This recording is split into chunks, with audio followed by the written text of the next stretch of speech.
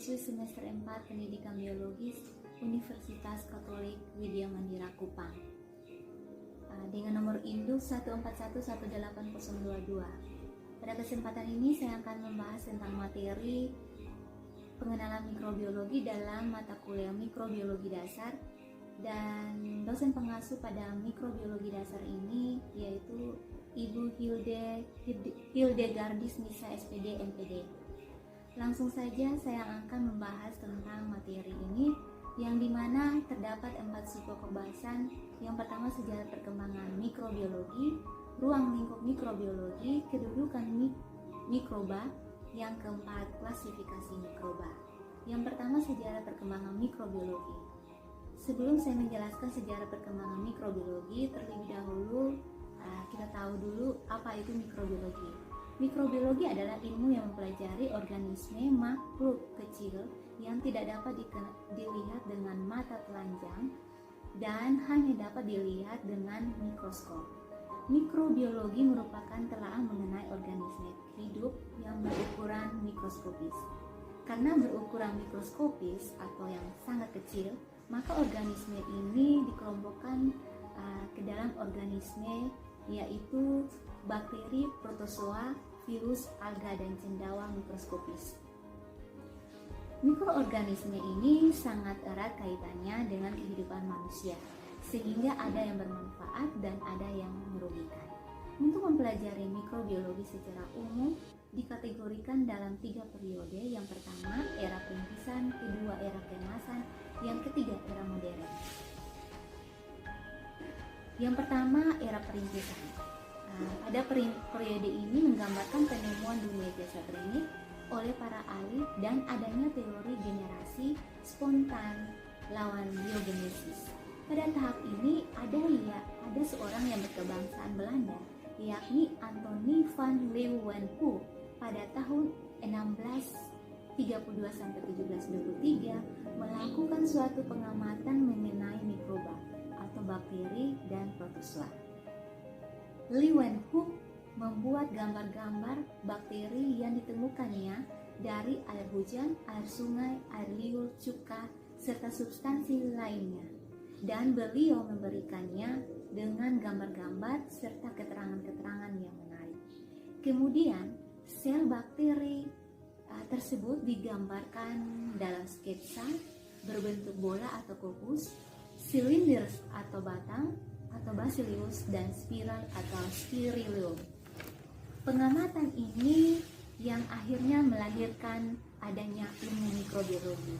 Pada tahap ini juga ada teori generasi spontanea lawan biogenesis yang memunculkan adanya perdebatan antara para ahli, sehingga terdapat 2 pendapat yang berbeda. Yang pertama, bahwa jasa klinik itu muncul sebagai akibat dekomposisi atau proses pembusukan tanaman atau hewan melalui fermentasi. Sehingga pendapat ini mendukung adanya teori dari abiogenesis, yakni makhluk hidup berasal dari proses benda mati atau dikenal dengan generation spontanea. Yang kedua, animalculus atau makhluk hidup kecil berasal dari makhluk hidup sebelumnya. Pendapat ini berdasarkan pada teori biogenesis, sehingga John Needham pada tahun 1713 sampai 1781 melakukan eksperimen untuk mencari pembuktian ketidakbenaran dari abiogenesis tersebut dengan memasak sepotong daging dan menempatkannya dalam toples yang terbuka. Setelah itu, ia mengamatinya. Ternyata ada koloni pada permukaan daging dan ia menyimpulkan bahwa mikroorganisme terjadi spontan dari daging. Selanjutnya, Lazzaro Spallanzani pada tahun 1729 sampai 1799 melakukan percobaan yang sama dengan John Needham. Namun ia mengambil kaldu daging dan didiamkan selama 1 jam pada toples tertutup atau disegel, dan hasil pengamatan ternyata tidak ada mikroorganisme. Hal yang sama ditemukan oleh Franz Kussel dengan melarutkan larutan asam kuat ke dalam tabung tertutup, dan dilakukan juga oleh Theodor Schwann juga mengalirkan udara panas melalui pipa ke dalam tabung tertutup yang berisi kaldu, sehingga keduanya tidak menemukan ada mikroba, sebab mikroba telah mati oleh adanya asam kuat maupun oleh panas, sehingga tidak mendukung pertumbuhan mikroba tersebut. Pada periode yang sama, seorang ahli kimia bernama Louis Pasteur pada tahun 1822 sampai 1895 meneliti peran mikroba dalam industri anggur dalam pembuatan alkohol dengan menggunakan bejana leher angsa dan diisi kaldu dan kemudian dipanaskan dengan udara tetap bebas keluar. Namun sama saja tidak juga ditemukan mikroorganisme di dalam kaldu tersebut. Dengan berakhirnya perdebatan ini, maka dapat diterima adanya teori biogenesis dan muncullah karya Pasteur tentang fermentasi dan mikroorganisme penyebab penyakit. Yang kedua, era modern dari sejarah perkembangan. Pada periode ini masih berbicara tentang mikroorganisme penyebab penyakit yang dianalisis oleh Robert Koch pada tahun 1843 sampai 1910 dengan mengamati darah domba, dan hasilnya ia menemukan bakteri penyebab penyakit atau antraks, sehingga dianjurkan bila ada ternak yang sakit harus dibunuh atau dibakar dan dikubur, karena spora yang dihasilkan oleh bakteri tersebut dapat bertahan berbulan-bulan di daerah peternakan tersebut. Sehingga dari situ muncullah postulat Koch dengan pernyataan sebagai berikut. Yang pertama, mikroorganisme selalu dan ditumbuhkan sebagai biakan penyakit. Yang kedua, mikroorganisme dapat diisolasi ditumbuhkan sebagai biakan murni di laboratorium. Yang ketiga, biakan murni tersebut bila diinjeksikan pada hewan tertentu dapat menimbulkan penyakit. Yang keempat, mikroorganisme selalu dan ditumbuhkan kembali dari hewan yang telah terinfeksi.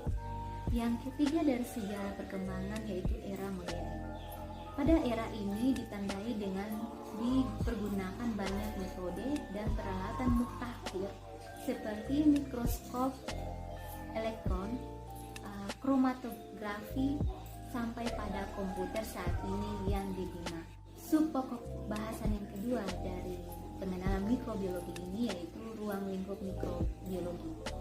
Ruang lingkup mikrobiologi memiliki 21 disiplin atau subbidang mikrobiologi, yakni yang pertama berdasarkan orientasi terhadap taksonomi, antara lain yang pertama virologi, yaitu ilmu yang mempelajari tentang pembagian kelompok virus. Yang kedua bakteriologi, yaitu ilmu yang mempelajari tentang pembagian kelompok bakteri. Yang ketiga, mikologi, ilmu yang mempelajari tentang pembagian kelompok bakteri. Yang ketiga, mikrobiologi. Yang ketiga, mikologi, yaitu ilmu yang mempelajari tentang pembagian kelompok fungi atau jamur. Yang keempat, fikologi, ilmu yang mempelajari tentang pembagian kelompok ganggang atau alga. Yang kelima, protozoologi, yaitu ilmu yang mempelajari tentang pembagian protozoa atau hewan bersel satu. Yang kedua, berdasarkan habitat. Yang pertama, mikrobiologi air, yaitu ilmu yang mempelajari kehidupan dan peranan mikroorganisme di dalam air. Yang kedua, mikrobiologi tanah, ilmu yang mempelajari tentang kehidupan dan peranan mikroorganisme di dalam tanah. Yang ketiga, mikrobiologi udara, yaitu ilmu yang mempelajari kehidupan dan peranan mikroorganisme di udara. Yang keempat, mikrobiologi rumen, yaitu ilmu yang mempelajari tentang kehidupan dan peranan organisme di dalam sistem lambung manusia. Yang berikut yang ketiga berdasarkan problema atau masalah. Yang pertama, ekologi Yang pertama, ekologi mikroba, yaitu ilmu yang mempelajari tentang kehidupan mikroba dan lingkungannya. Yang kedua, fisiologi mikroba, yaitu ilmu yang mempelajari tentang sifat-sifat mikroba. Yang ketiga, biokimia mikroba, yaitu ilmu yang mempelajari tentang bentuk dan sifat kimia. Yang keempat, genetika mikroba, yaitu ilmu yang mempelajari tentang sifat turunan mikroorganisme tersebut. Yang keempat, mikrobiologi kesehatan, yaitu ilmu yang mempelajari tentang bentuk, sifat, dan peranan mikroorganisme di bidang kesehatan. Yang berikut, mikrobiologi industri, yaitu ilmu yang mempelajari tentang bentuk, sifat, dan peranan mikroorganisme di bidang industri. Yang berikut, mikrobiologi makanan, yakni ilmu yang mempelajari tentang bentuk, sifat, dan peranan mikroorganisme di dalam bahan makanan.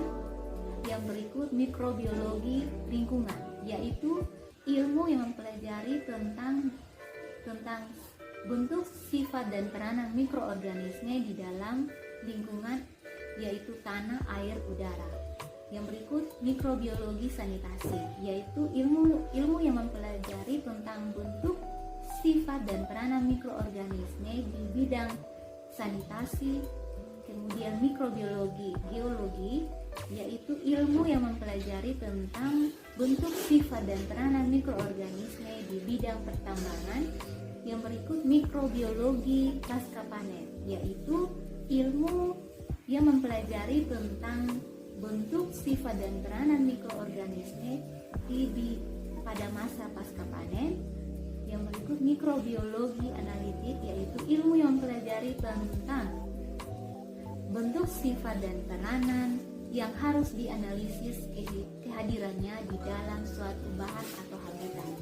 Yang terakhir adalah mikrobiologi kesenjangan, yaitu ilmu yang mempelajari tentang bentuk, sifat, dan peranan mikroorganisme di dalam sistem kesenjangan.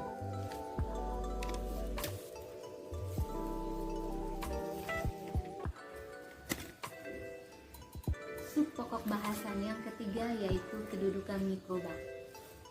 Mikroba terdiri dari berbagai kelompok jasad ringan, kebanyakan bersel satu atau uniseluler. Ciri utama yang membedakan kelompok mikroba tertentu dari yang lain ialah organisasi bahan selulernya.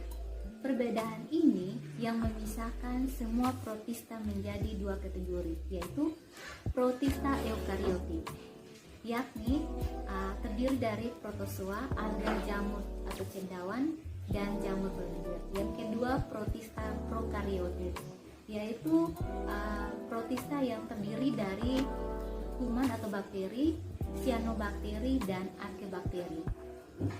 Kemudian subpokok bahasan yang keempat dari pengenalan mikrobiologi ini yaitu klasifikasi mikroba. Klasifikasi ialah suatu istilah yang berkaitan dengan taksonomi, dan taksonomi itu sendiri ialah ilmu mengenai klasifikasi atau penataan sistematika organisme ke dalam kelompok atau kategori, sehingga ketiga dari pengklasifikasi, penamaan, dan pengidentifikasi disebut dengan sistematika mikroba. Yang terakhir dalam materi pengenalan mikrobiologi ini yaitu kelompok klasifikasi organisme, yaitu terdiri dari klasifikasi bakteri, klasifikasi alga, klasifikasi jamur, klasifikasi protozoa, dan klasifikasi virus. Inilah penjelasan singkat saya tentang pengenalan mikrobiologi